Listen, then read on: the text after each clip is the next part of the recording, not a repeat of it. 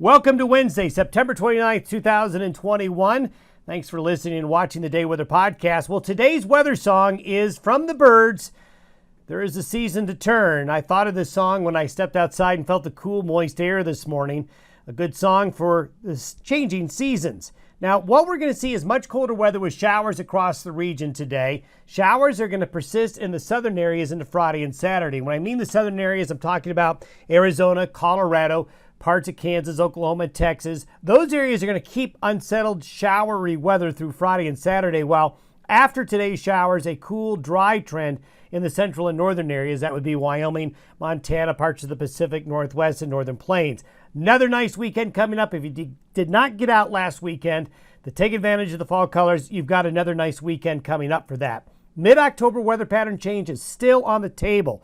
So the middle of the month, hunters are going to want to keep an eye on the weather. More on yesterday's cold connection and solar activity in La Niñas for December, January, and February. Have some new information in I want to share with you on those 3 months.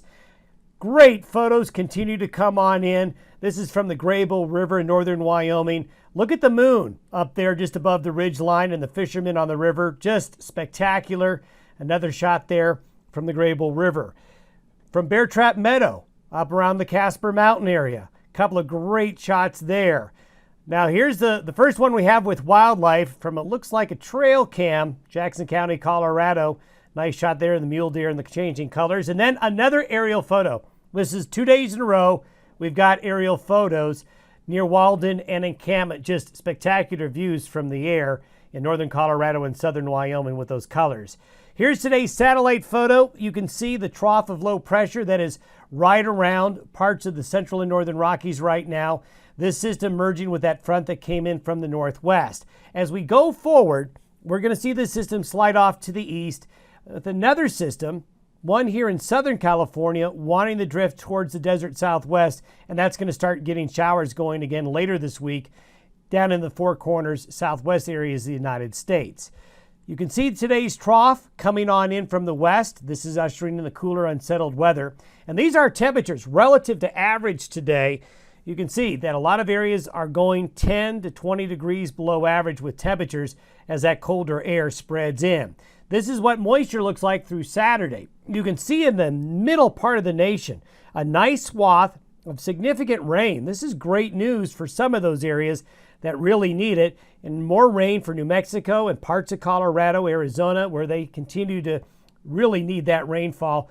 And that is going to continue to be a trend through Friday and Saturday in those areas while the northern areas begin to dry out.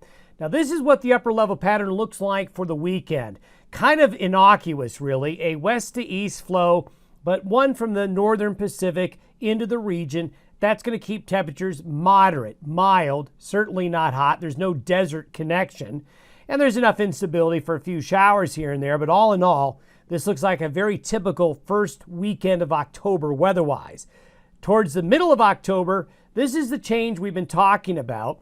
This is for the 13th of October. Anytime after the 10th or 12th, I think, is when we'll see a colder, wet pattern move into the Rocky Mountain West. That means mountain snow, much colder temperatures on the plains.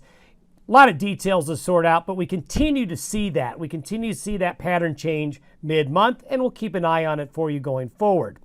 Now, I wanted to show you some of the new modeling that's come in. Yesterday, we talked about when you have La Nina and recent solar minimums and an oscillation we call the QBO, the quasi-biennial oscillation that takes place near the equator.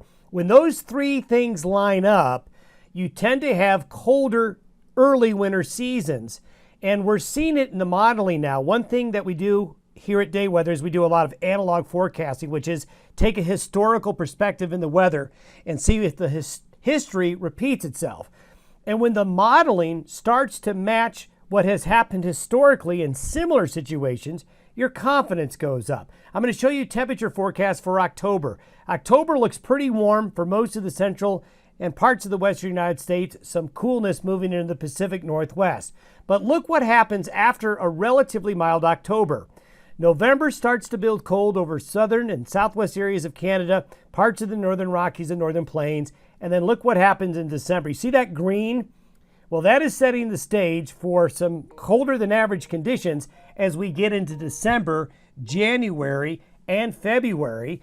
And that continues to match up with the La Nina and solar connections. And this is something that we're going to watch for you in the coming days and in the coming weeks to see if that January, February, and maybe December timeframe ends up being pretty cold for North America, at least for those areas that you see along and east of the Rockies. And we'll keep you updated in the days ahead. Thanks for listening and watching the Day Weather Podcast. We will see you on Thursday. Have a great Wednesday.